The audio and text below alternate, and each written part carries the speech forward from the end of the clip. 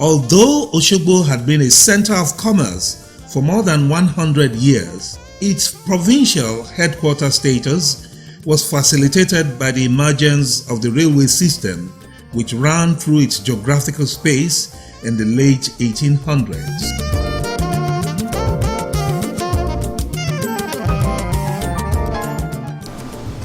Osun was a mid-regional market throughout the period of the colonial rule and up until mid-80s.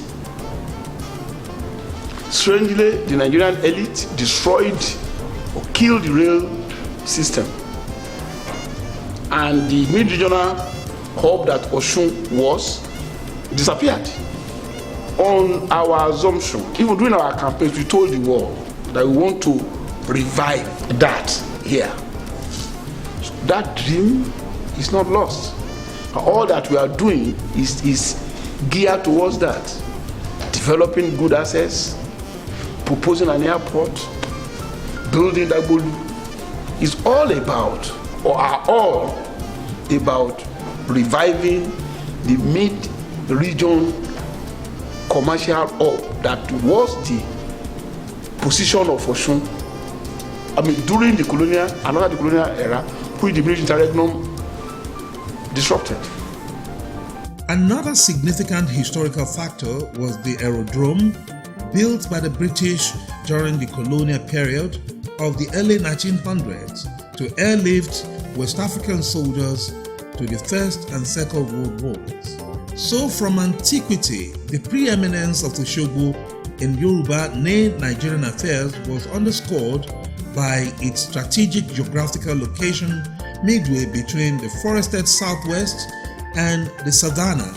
In all of these years, however, no government, whether colonial, military or civilian, had given expansive modernization of the provincial headquarters turned capital city any serious thought until the Aregbesola administration between 2010 and 2018 immersed itself in massive renewal of Osogbo and other urban cities in the state of Osun. The objective was basically to have an urban development initiative that was second to none. Osun is quite lucky in the sense that Osun is highly urbanized, and so it boasts of even 17 urban centers that can be well classified as cities. However, the initiative was targeted at 9 cities. Back in the days, all of those city centers started from the middle, and one thing that was unique about all these cities and common was the fact that the Oba's Palace was centrally located, the Oba's Market, which is typically the Oja Oba, and then ancillary support facilities like the post offices, fire service centers, etc. And also the cultural facilities where you have the deities positioned. And so the task was, how do you revamp these urban centers? How do you ensure that there's a multiplier effect as it relates to tourism and cultural protection and preservation? And the Urban Renewal Initiative was actually quite successful. At the end of the day, there was a blueprint for development.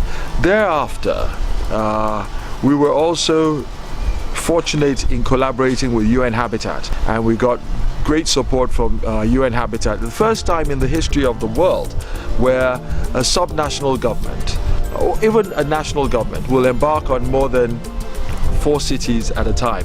Osun did 9 successfully. Even this was documented by UN Habitat, and that Osun demonstrated not only capacity but the will to wanting to ensure that you had a good program.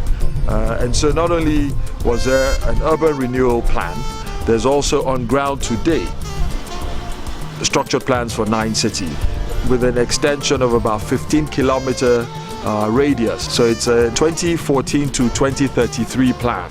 So what that means is that for the next 20 years.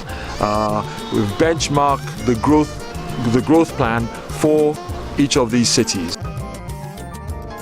To some of the elders in the state, Osogbo before Aregbesola was just a glorified local government headquarters. Before his arrival to the city of Osogbo never looked like a state capital at all. Because there was nothing to write home about this development in the state. The state capital was more or less like a glorified local government headquarters. But when Ogbeni came on board, he has succeeded in turning the state around. Signs of a shift from the norm were visible when you entered the state anywhere on the four cardinal points of east, west, north and south. For example, approaching the state from the Lagos-Ibadan axis to the south, you were welcomed by a massive neatly managed garden running from Ashejire, occupying the intersection sandwiched by the 40-kilometer length highway to Ile-Ife. It was an exciting study in style and natural splendor.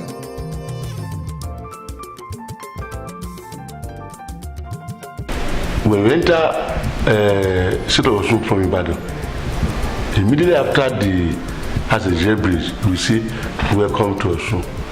When you are going, go back to Osun. These are some of the beautifications we are talking.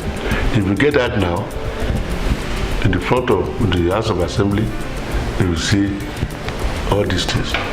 It's a conscious effort of this government. And here, we're also working in line with all the horticulturalists.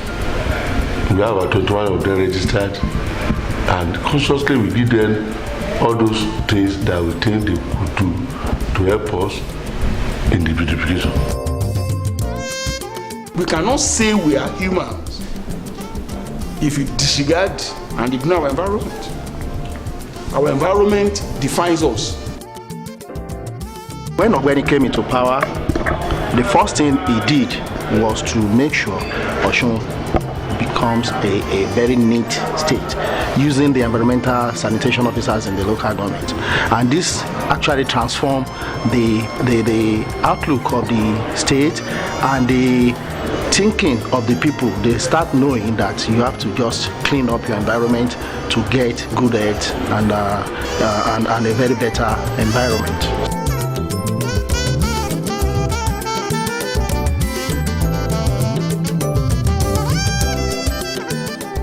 Left and right on this stretch, travelers would observe newly built elementary, middle and high schools, augmenting the pictorial beauty of the towns and villages.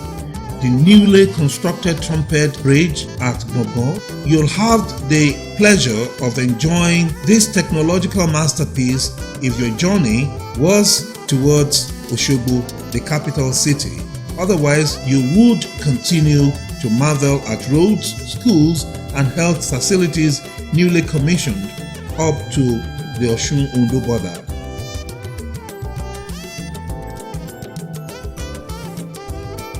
The ongoing dual carriageway from the Gbongan Turnpike had reached Kodemu as at the time of our visit. It was designed to link up with the existing road at Akuda area of Ede.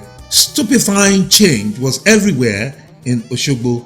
Regular visitors were, however, familiar with the spate of development which was with dizzying speed and the consequential electric turnaround in the city's landscape. The city dwellers themselves were grateful for change of environment and the new lease of life that these developments had brought.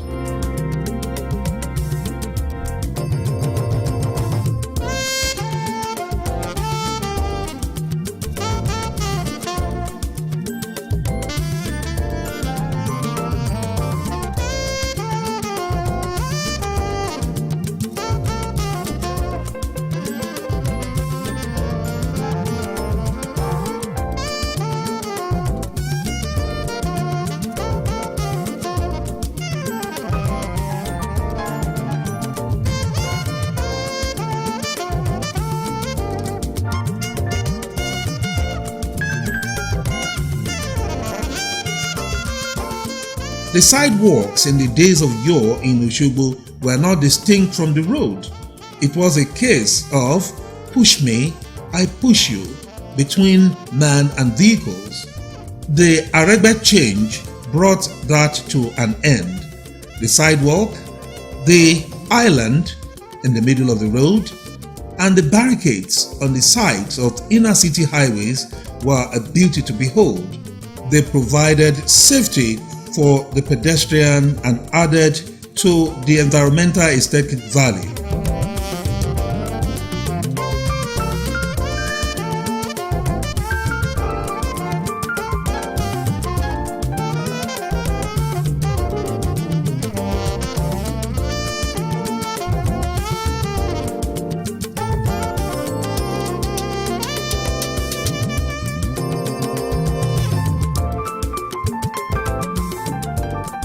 No longer were city or township roads built without streetlights, road markings, road furniture, etc. In some areas, because of the land topography, roads were redesigned to facilitate easy access to residential and business premises. This also created opportunity for city and business outdoor promotional platforms.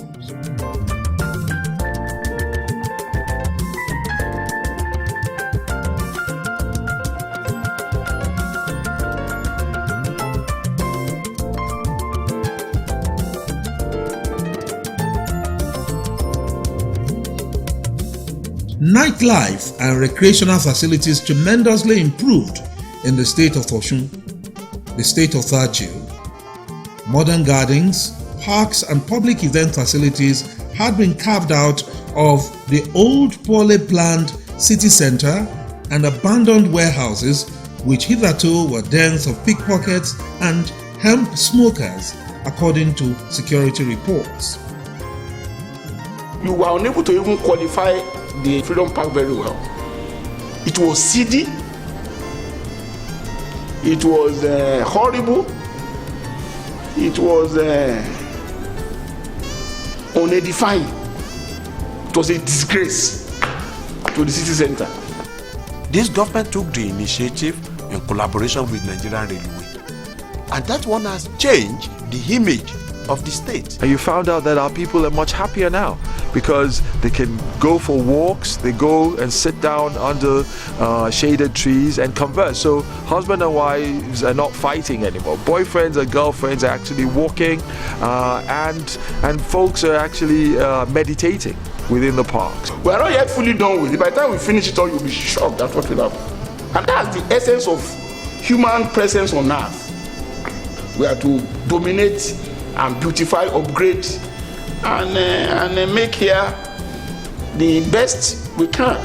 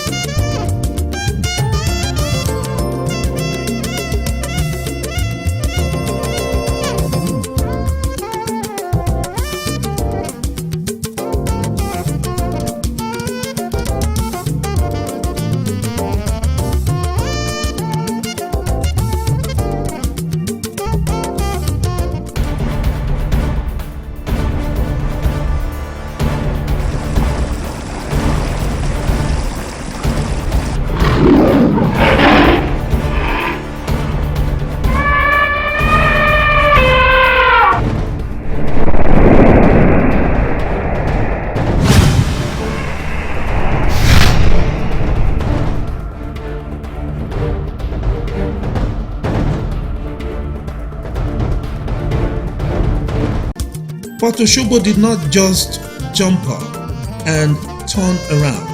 The phenomenon was brought to fruition by the never-say-die resolve of Ogbeni Rauf Aregbesola and his able team, who received accolades from far and wide for jobs well done regarding the massive urban renewal and the innovative programs of empowerment like the O-Mill project, the Care of the Elderly Agba Osun program, the Osun Youth Empowerment Scheme OYES, and many more. Speaking with thinkers and the foot soldiers of the change in Osun, this was what they had to say. The government of Aregbesola did not just pounce on power, it came in with a well-articulated manifesto that is in the interest and will serve the people of the state of Osun. If you recall, the pact is on 6 primary pillars: banish hunger, banish poverty, banish unemployment, promote functional education, healthy living, communal peace, and development. We have a governor and team that are continuously thinking and looking for how to solve the problem of the society. We want to talk of road, we want to talk of schools, we want to talk of infrastructures across the state. Honestly, the foundation for 50 years development has been laid in the state of Osun. It will be said of him by many that this man truly came, he was truly committed, and he did his best. So to us, his coming to Osun is like a mechanic intervention, and we're happy to be part of this success. City dwellers in Ikirun, Ilesha, Ede, and other places sang the praise of the Aregbesola administration regarding the neighborhood roads that were newly built or reconstructed. But like Oliver Twist, they asked for more. The road from Osogbo to Ikirun is now being tarred, and it's a beautiful thing, because if you run a car and the roads are bad, you suffer in terms of wear and tear on your vehicle. The shock absorber will break down very quickly. You spend more money on petrol, and travel time increases if the road is bad. But with good roads, all those problems are removed. The creation of that road made many people to come into the city of Osogbo on commercial purposes. And the motorists, they are very happy, but they find it easy to pass through some area which the experience goes through in those days. When you have the internal roads, I think the governor has done his best in tarring some of the roads within the town, which makes things, make people to get to where they are going easily. Because he has tried his best, no doubt, because the roads within some of the areas in the neighborhood are very good. And it is commendable that he's doing that. But we want more. The Osogbo Sports Stadium wore a new look, whether you looked from the ground or from the air compared to the pre-Aregbesola days. It indeed was a stadium befitting the caliber of sports-loving people from the state of Osun.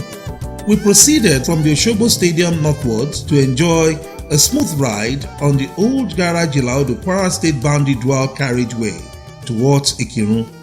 The standard of the road, according to the then Commissioners of Works, was comparable to roads of same description anywhere in the world. The infrastructure development is just, I would say, second to none. With the little money we are getting and with this massive development, the job we are doing now will last for years, because both the pavement, the construction structures are to international standard. Then there was the circular road that swallowed the vehicular pressure of the inner city roads. It started during the tenure of the Oyinlola administration but was left uncompleted. The Aregbesola administration took on this project with huge bridges, 4 in number, and a stretch 3 times the size of the part previously completed. Since the creation of this space by God and man, nobody had intervened on bridges as we have done. From Europeans, from the British to now, no government had built as many bridges at a single time as we have built. The MDS Orisunbari market environment had been modernized to set the standard for private investors to join hands with government to provide modern market facilities. As a result of development going now, we discovered that we need a lot of markets, and that is what we have done. Ayegbaju market is there. Ajay market is there, highly standard. 3 markets are under construction, 2 in Ilesha, 1 in Ibadan, through private and public partnership.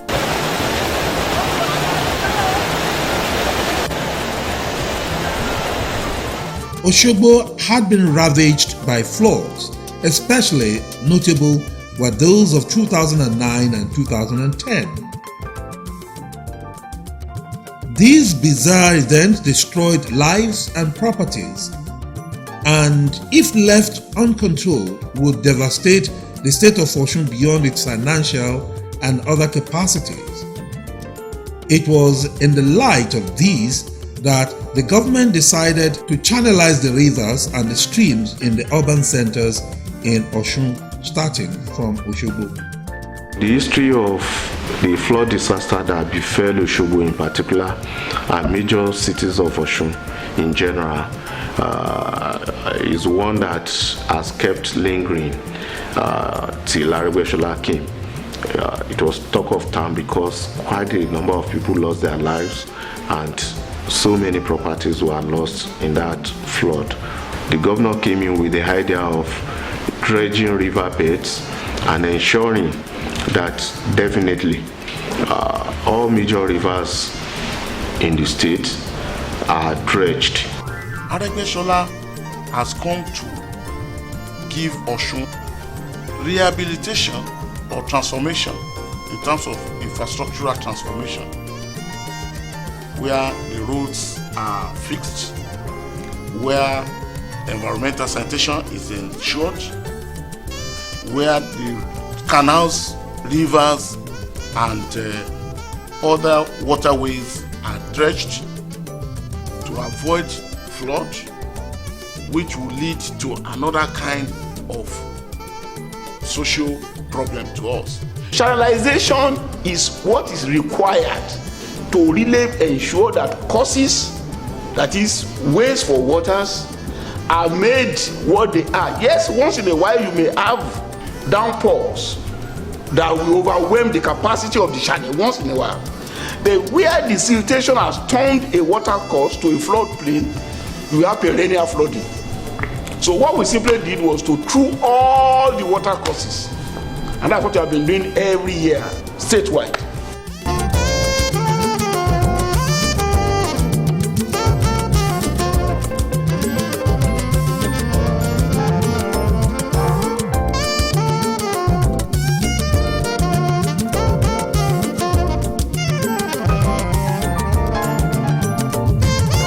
The result of these channelization efforts greatly increased the environmental beauty of the townships, especially the city of Osogbo.